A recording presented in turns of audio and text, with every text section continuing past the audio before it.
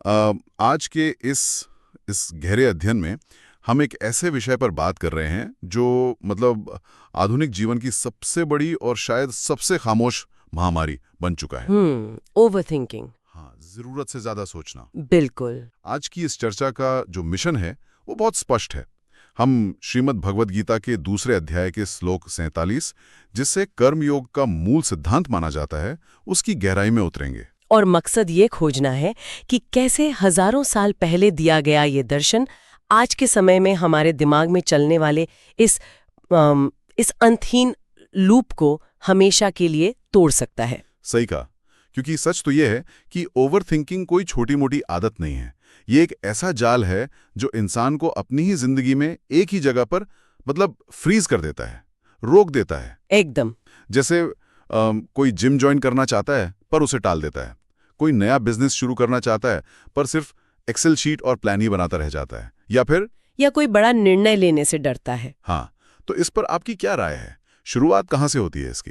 यहाँ सबसे पहली और अहम बात जो समझने वाली है वो कंफ्यूजन या भ्रम को लेकर हमारा नजरिया है। मतलब अक्सर जब लोग किसी फैसले को लेकर उलझन में होते हैं ना, तो वे खुद को कमजोर मानने लगते हैं। उन्हें लगता है कि क्लैरिटी न होना उनकी कोई बहुत बड़ी खामी है। हाँ, ये तो है। लेकिन अगर हम इस स्रोत सामग्री और आधुनिक मनोविज्ञान दोनों को मिलाकर देखें तो भ्रमित होना कोई बीमारी नहीं है। ये असल में किसी भी समाधान की तरफ बढ़ने का सबसे पहला और स्वाभाविक कदम है। ये तो बहुत ही दिलचस्प मनरिया है। बिल्कुल। जब तक दिमाग में कई सारे विकल्प आपस में टकराएंगे नहीं, तब तक सही रास्ता कैसे निकलेगा? क्योंकि हम रोजमर्रा की जिंदगी में देखते हैं कि उलझन को लोग नकारात्मक मानकर वहीं रुक जाते हैं। सही बात है। जैसे मान लीजिए किसी को अपनी फिटनेस जर्नी शुरू करनी है। शुरुआत तो दूर की बात है, इंसान इसी सोच में उलझ कर रह जाता है कि कल से जाऊंगा या शाम को जाऊं या सुबह, वहां लोग मुझे देखकर क्या सोचेंगे। और इसी मानसिक उधेड़बुन में हफ्तों निकल जाते हैं। बिल्कुल। या फिर कोई अपना खुद का बिजनेस शुरू करना चाहता है, लेकिन जमीन पर कोई भी ठोस कदम उठाने के बजाय वो सिर्फ लैपटॉप पर प्लान ही बनाता रह जाता है। हाँ, एक्शन लेने से घबराता है। तो सवाल ये उठता है कि क्या कर्मयोग के पास इस क्रोनिक ओवरथिंकिंग का कोई व्यावहारिक इलाज है? इसका इलाज पूरी तरह से कर्मयोग के सिद्धांत में ही छिपा है। अच्छा। हाँ, लेकिन उस इलाज तक पहुंचने से पहले हमें इस बीमारी की जड़ को समझना होगा। तो जड़ क्या है इसकी? अगर हम मानव विकास या एवोल्यूशन के नजरिए से सोचें तो इंसान का दिमाग लगातार भविष्य की घटनाओं की भविष्यवाणी करने के लिए डिजाइन किया गया है। मतलब हमेशा आगे का सोचना। बिल्कुल। हजारों साल पहले ये हमारे जिंदा रहने के लिए जरूरी था। झाड़ियों में कोई आवाज हुई तो दिमाग तुरंत सोचता था कि शायद वहां कोई जंगली जानवर है, मुझे भागना चाहिए। तो ये भविष्य की कल्पना इंसान को बचाती थी? एकदम सही। मतलब हमारा दिमाग असल में हमें बचाने की कोशिश कर रहा है। लेकिन आज के समय में वो जंगली जानवर बदल गए हैं। हाँ, खतरे बदल गए हैं। आज झाड़ियों में शेर नहीं है। आज का डर है कि अगर मेरा स्टार्टअप फेल हो गया तो क्या होगा, या अगर लोगों ने मेरे काम का मजाक उड़ाया तो क्या होगा। बिल्कुल सही कहा आपने। खतरे बदल गए हैं, लेकिन दिमाग का रिस्पॉन्स आज भी वही है। जब भी हमारा दिमाग वर्तमान को छोड़कर लगातार इस बात का चित्र बनाने लगता है कि भविष्य में क्या होगा, तो वहीं से ओवरथिंकिंग जन्म लेती है। यानी वो एक लूप में फंस जाता है। हाँ, और मनोविज्ञान में इसे फ्यूचर रिजल्ट ऑब्सेशन यानी भविष्य के परिणामों को लेकर एक तरह का जुनून कहा जाता है। तो जो एंग्जाइटी है, जिसे हम आज एंग्जाइटी या चिंता कहते हैं, वो असल में इसी जुनून का ही दूसरा नाम है। ये बहुत गहरी बात है। जब कोई व्यक्ति लगातार ये सोचता है कि आगे क्या होने वाला है, तो वो एक ऐसे चक्र में फंस जाता है जहां वो उस चीज को नियंत्रित करने की कोशिश कर रहा है जो अभी तक घटी ही नहीं है। और क्योंकि भविष्य पर किसी का भी 100% नियंत्रण नहीं हो सकता, इसलिए ये कोशिश हमेशा घबराहट में ही बदलती है। बिल्कुल। जो चीज हाथ में ही नहीं है उसे मुट्ठी में पकड़ने की कोशिश करेंगे तो हाथ ही छिलेगा ना। एकदम सही उदाहरण है। जैसे अगर कोई अपने पैसा इन्वेस्ट कर रहा है तो एक स्वाभाविक डर होता है कि कहीं मेरा पैसा डूब तो नहीं जाएगा। और ये डर भविष्य का है। हाँ, लेकिन इस डर के कारण वो व्यक्ति ना तो सही से रिसर्च कर पाता है और ना ही कोई कदम उठा पाता है। और यहीं पर श्रीमद् भगवद गीता के अध्याय 2 का श्लोक 47 एक बहुत ही गहरी मनोवैज्ञानिक दिशा दिखाता है। कौन सा श्लोक है वो? यह श्लोक है कर्मण्यवाधिकारस्ते मां फलेषु कदाचन मां कर्मफल हेतुर्भुर माते संगोस्त्व कर्मणि। ये तो बहुत प्रसिद्ध श्लोक है।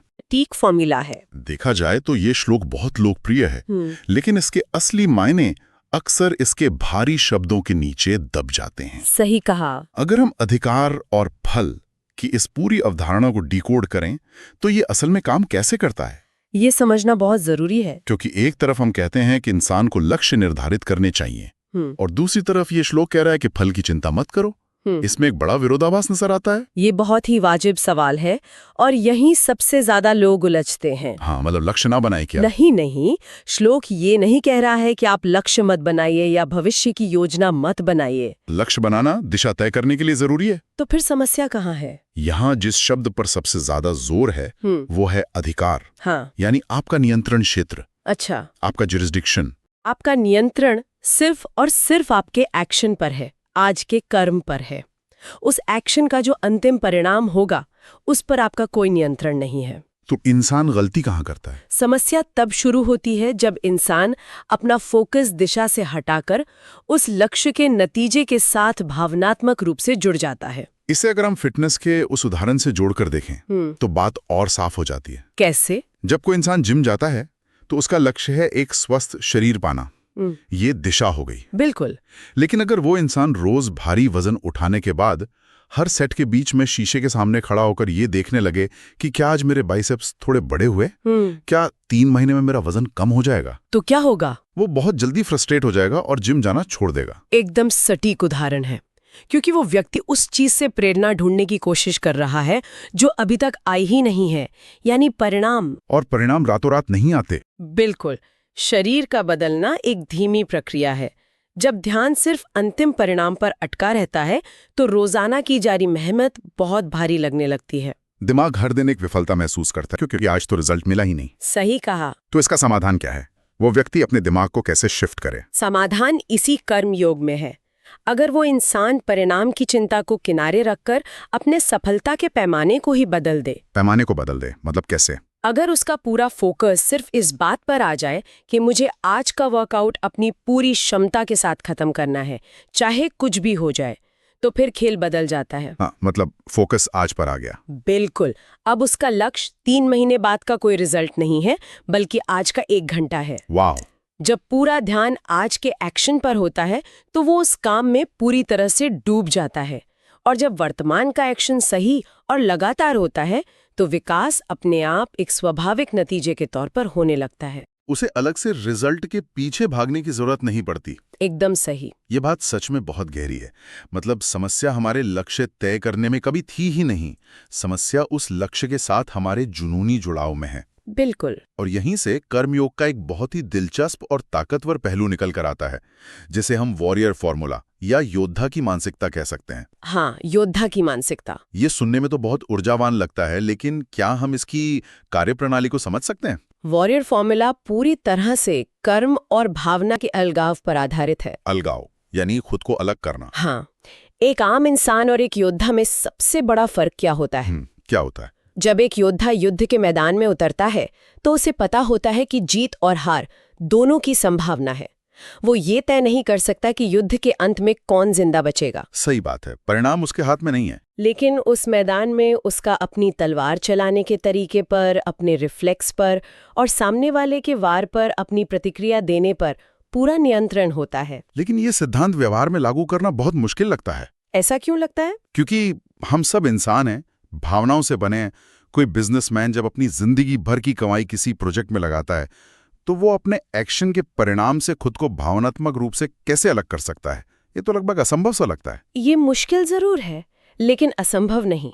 और सच तो ये है कि जब दांव पर बहुत कुछ लगा हो तब ये अलगाव और भी ज्यादा जरूरी हो जाता है। वो कैसे? मान लीजिए वो बिजनेसमैन हर वक्त ये सोचकर घबरा रहा है कि अगर ये प्रोजेक्ट डूब गया तो मैं बर्बाद हो जाऊंगा। इस डर और चिंता की वजह से क्या वो आज अपने बिजनेस के लिए सबसे बेहतरीन और तार्किक फैसले ले पाएगा? बिल्कुल नहीं। डर तो इंसान की सोचने समझने की क्षमता को कम कर देता है। हाँ, वो सुरक्षित खेलने की कोशिश करेगा या फिर घबराहट में गलत कदम उठाएगा। ये तो एक बहुत ही बड़ा पैराडॉक्स है ना? मतलब हम परिणाम की जितनी ज्यादा परवाह करते हैं, हमारे उस परिणाम को हासिल करने की संभावना उतनी ही कम हो जाती है, क्योंकि हमारा आज का काम उस डर की वजह से खराब हो रहा है। बिल्कुल। और यही वॉरियर फॉर्मूला का असली विज्ञान है। शानदार। एक सच्चा योद्धा वही है जो जीत या हार के डर के बिना लड़ता है। अगर हम इसे आधुनिक जीवन के युद्ध के मैदान में उतारें, चाहे वो ऑफिस हो या स्टार्टअप।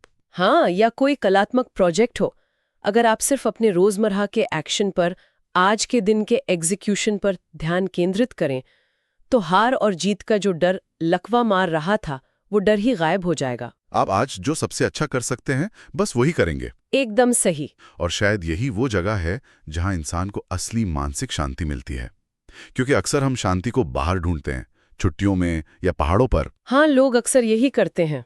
लेकिन अगर हम इस पूरी चर्चा को देखें तो यह साफ होता है कि मानसिक शांति कोई ऐसी जगह नहीं है जहां पहुंचा जा सके, बल्कि यह वर्तमान में पूरी तरह डूबकर एक्शन लेने की एक अवस्था है, जिसे कुछ लोग फ्लो स्टेट भी कहते हैं। सही कहा।